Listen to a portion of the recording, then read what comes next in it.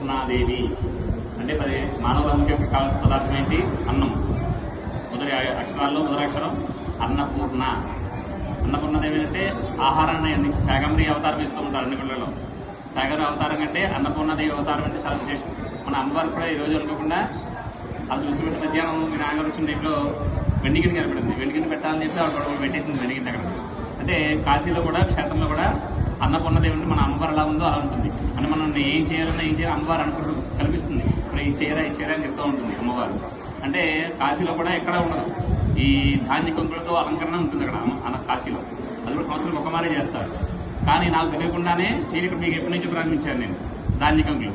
అంటే అక్కడ కాశీలో చేస్తారు నాకు తర్వాత ఎప్పుడో చూశాను నేను ఒకసారి. కాశీలో కూడా మన అన్నపూర్ణది ఎలా ధాన్య కొంకులు పెడతారు అక్కడ. ధాన్యంలో ఆ అమ్మవారి చేతిలో అన్నం కోసం బియ్యం కోసం చాలా మంది పొడి పెడతారు అక్కడ. గమ్ములు దొరకదు. అంటే బియ్యం అందుకే ఆహార పదార్థం. అంటే అన్నమే ఎందుకు కావాలి ఎందుకంటే అన్నం అభిస్వహంలో వేస్తాం. స్వాహ అన్నం కూడా దేవతలకు చదువుతుంది. కొమ్మలు వేస్తే అగ్నిదేవుడు పెట్టుకెళ్తాడు ఆ అన్నాన్ని.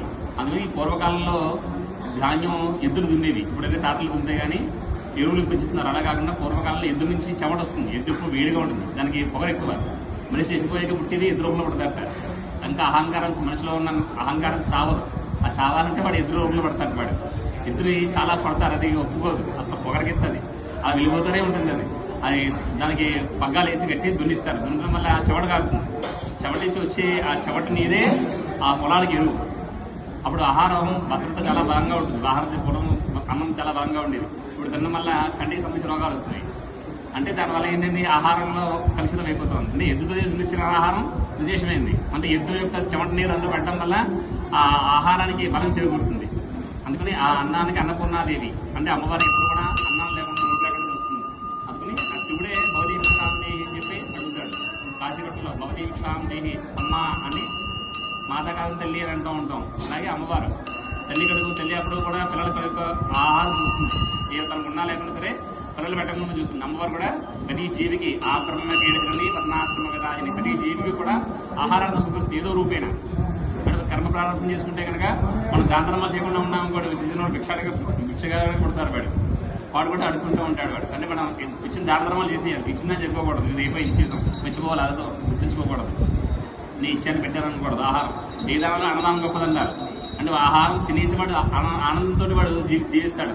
అన్నదాత సుఖీభావ అంటాడు. అంటే పిల్లల కూడా ఆ గృహంలో అన్నాలు లోటు లేకుండా ఉండాలని చెప్పి ఇంట్లో గృహంలో కూడా ఆటోడు చేతే పాలు పంపిస్తాం, పరమన్నం వండిస్తాం, క్షీరాన్నం. అది కూడా అమ్మవారికి ఇష్టం. అందుకని అన్నపూర్ణాదేవి చేసాం. శాకాంబరి అవతారం అంటే కూరగాయలు వాటితో కాదుట ధాన్య గుంపులతో మాత్రమే చేసుకోవాలి. అటువంటిది అమ్మవారి సంకల్పం, మన సంకల్పం కాదు. అమ్మవారి సంకల్పంతో మనం ఎప్పటి నుంచో ధాన్య గంటలు పెడుతున్నాం. కాశీ బట్టలు కూడా వెళ్ళినప్పుడు చూడండి. ఆ బియ్యం కూడా చాలా విశేషం. అమ్మవారి చేతిలో ఉన్న బియ్యం పంచి పెడతారు తీసుకుందరు కానీ స్వస్తి